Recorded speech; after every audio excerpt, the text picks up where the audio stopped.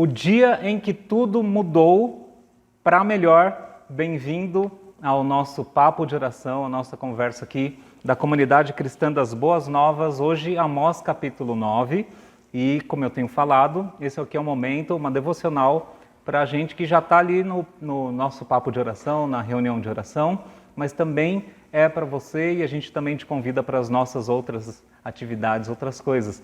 Mas aqui então, você pode acompanhar comigo no Amós capítulo 9, é o último capítulo, estamos fechando esse papo de oração, fechando esta série desse livro, e Amós capítulo 9 então fecha tudo com isso aqui, o dia em que tudo mudou para melhor. Lembra que no capítulo 8 foi o dia em que tudo mudou, mas foi meio dark, foi meio tenso, foi meio aquele momento que a gente é surpreendido, entre aspas, ou é pego pelas consequências dos nossos atos, o dia que a gente reconhece a nossa falha, o nosso pecado, ou o dia que as coisas realmente acontecem depois de tudo que a gente plantou e vem as consequências.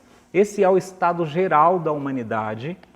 Conforme a gente lê Amós, ou os outros profetas, ou toda a Bíblia no Antigo Testamento, não dá para a gente achar que a gente, nossa, como eu faço melhor, como que...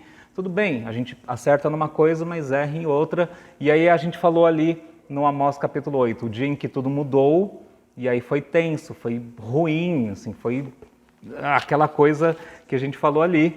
E aí a gente está virando agora a página para Amós capítulo 9, e aqui a gente vai continuar vendo o julgamento que Deus trouxe para Israel pela infidelidade, a idolatria deles e tantas coisas que já falamos aqui, confere nos outros vídeos, mas é que ele continua falando.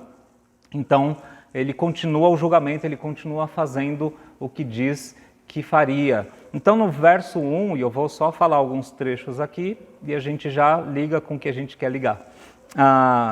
No verso 1, Deus começa, aqui nesse capítulo, ele começa a limpeza desse todo esse mal aqui de Israel pelo lugar principal. Então, começando pelo começo, a limpeza tem que começar no coração, no nosso ser, o que a gente adora, o que nós estamos colocando em primeiro lugar da nossa vida. E o verso 1, nós temos assim, viu o Senhor junto ao altar e ele disse, bata no topo das colunas, para que tremam os umbrais, façam que elas caiam sobre todos os presentes, e os que sobrarem matarei a espada, ninguém fugirá, ninguém escapará. Continua aquele tom meio pesado do capítulo 8 e dos outros.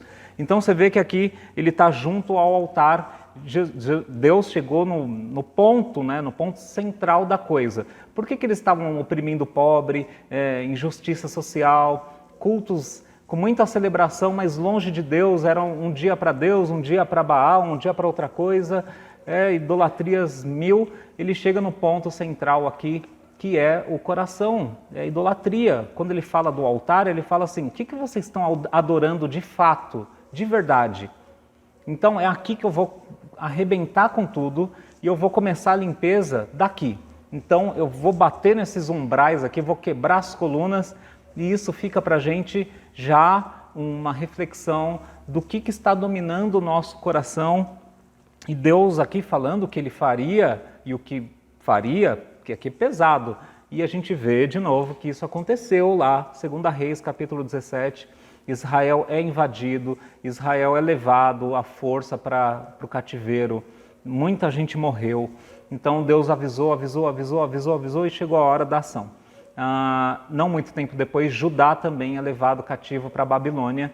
Então a gente tem isso aqui já cumprido, e aí do verso 2 ao 4 nós vemos que nada escapa da presença de Deus. Se temos salmos, até Isaías, em alguns momentos que o salmista, o homem de Deus está falando assim, se eu subir para o mais alto lugar, não vou escapar da tua presença. Se eu for para o mais profundo, não vou escapar. E aquela coisa do nosso amor por Deus, e também aqui na repreensão de Deus a esse povo, você vê que nada escapa da presença. Eu não vou ler os versos, mas do 2 ao 4 você vê que não tem como, não teria como. Se a pessoa tentasse se esconder em algum buraquinho, Deus chegaria lá também com a disciplina. Do verso 5 ao 10 nós vemos que o Senhor tem um poder estrondoso, soberano, inexplicável, assim, totalmente fora da nossa realidade, pois Ele criou tudo, Então ele também pode destruir tudo. É ele que tem essa prerrogativa. Então o poderoso Senhor, com seu poder estrondoso que cria tudo, também pode destruir tudo. Do 5 ao 10 a gente vê isso. Mas aí a gente tem ali o verso 7, um ponto bem legal para a gente. Vocês, israelitas, não são para mim melhores que os etíopes, declara o Senhor. Eu tirei Israel do Egito, os filisteus de Caftor e os arameus de Kir. Então não é que ele está falando assim que vocês não são melhores que o etíope, falando mal do etíope. Ele está falando, todo mundo é igual para mim. E o israelita se achava o melhor, o melhorzão. Deus realmente escolheu Abraão, escolheu Jacó, foi escolhendo uma linha de ação para trazer salvação para o mundo. E eles não enxergaram isso e ficaram só sentados ali, achando que eles eram os escolhidos de Deus e que nada aconteceria com eles. Mas Deus fala assim, vocês não são melhores que os etíopes, vocês não são melhores que tal lugar, que tal lugar. E aí a gente vai ver que isso tudo culmina no 11, no 12 e para baixo a gente tem uma explosão de alegria. Mas o 11, quer dizer, antes disso a gente tem Deus falando que ele daria a ordem para sacudir Israel e sobraria só quem fosse um remanescente ali mais fiel a Deus. Não é que a gente fazendo as coisas certas, Deus vai aceitar a gente. Mas através da fidelidade, sim, Deus foi mantendo uma linha de onde viria a salvação. E a gente chega no coração, que é o verso 11, quando ele fala, naquele dia levantarei a tenda caída de Davi, consertarei o que estiver quebrado e restaurarei as suas ruínas, eu a reerguerei para que seja como era no passado. Deus está dando esperança nesse livro que a gente só viu coisa assim, ai, nossa, é pesado, mas veio a esperança, veio a resposta de Deus para tudo isso. Naquele dia, levantarei a tenda, a casa que estava caída de Davi. E a gente não tem para onde ir, não tem como enxergar essa parte para baixo se não for com Jesus. Não dá para só imaginar, são algumas interpretações, um milênio. A gente tem que parar aqui e olhar que isso aqui tem um cumprimento inicial e poderoso, cabal em Jesus. É por isso que em Mateus capítulo 1 começa assim, este é o livro, ou esta é a genealogia de Jesus, filho de Davi, filho de Abraão. Naquele dia levantarei a tenda caída de Davi. Deus tinha prometido para Davi que daria um filho, um descendente, que seria aquele que reinaria para sempre, que faria uma casa para Deus, né? Ele faria tudo aquilo que a humanidade estava esperando, um rei davídico.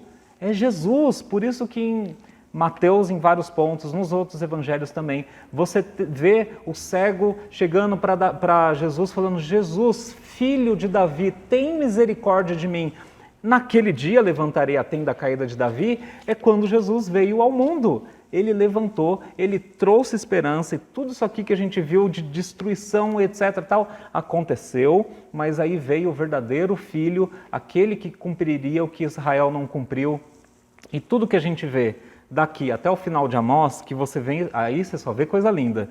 Então, eu levantarei a tenda de Davi para que meu povo conquiste o remanescente de Edom, todas as nações me pertencem, e aí dias virão em que a ceifa continuará, o vinho novo gotejará dos montes, trarei de volta Israel, meu povo exilado, plantarão vinhas, beberão seu vinho, comerão do seu fruto, plantarei Israel em sua própria terra para nunca mais ser desarraigado da terra que lhe dei. O livro termina explodindo de esperança, mas isso só pode ser cumprido em Jesus. E aí, se a gente vai levando isso até o final, você vê que em Apocalipse, a última página, você tem a Nova Jerusalém descendo do céu, adornada, né, novos céus e nova terra, para vir para a terra. E ali você tem no centro da Nova Jerusalém o trono de Deus.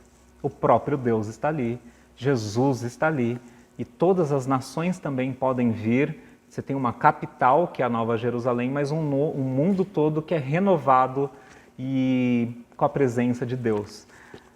O livro explode de esperança quando fala de Jesus e a gente vai para uma parte prática pensando, como é um papo de oração, o que eu posso pensar, orar e levar para a minha vida, lembrando que agora o livro todo ele foi para a esperança, esperando o dia que o filho de Davi viria. Jesus veio. Então a nossa oração para iniciar, para começar o nosso papo de oração, nossas primeiras orações devem ser de agradecimento por Jesus ter vindo e cumprido tudo isso. Reconheça também, como o texto mostrou, os seus ídolos, o que você coloca, a tua esperança, é tua família, é teu filho, é teu marido, é o teu dinheiro, é você cumprir tudo certinho para Deus te aceitar? Não é por aí. Jesus é aquele que cumpriu e é perfeito. Ele é aquele que nós colocamos a nossa esperança. Então, não tente escapar de Deus, não tem para onde escapar. Reconheça, louve a Jesus. Um ponto aí para a gente pensar e reconhecer Jesus como perfeito também é aquele que reconstrói casamento, reconstrói família, reconstrói, tira a gente do trauma. Ele é o ponto que vai reconstruir a casa caída, a tenda caída. O que a gente faz com isso? Espalha a bênção, vamos orar para levar isso para fora, para o mundo, para as pessoas, para levar esperança, não o moralismo, não libertinagem também, não teorias mil, não misticismo, não desespero e desesperança, mas levar, nossa oração é que a gente leve agora essa esperança que o livro termina de Amós, que foi cumprida em Jesus. Vamos levar a maior esperança para cada uma das pessoas, que é Jesus. E a gente se vê por aí, tá bom?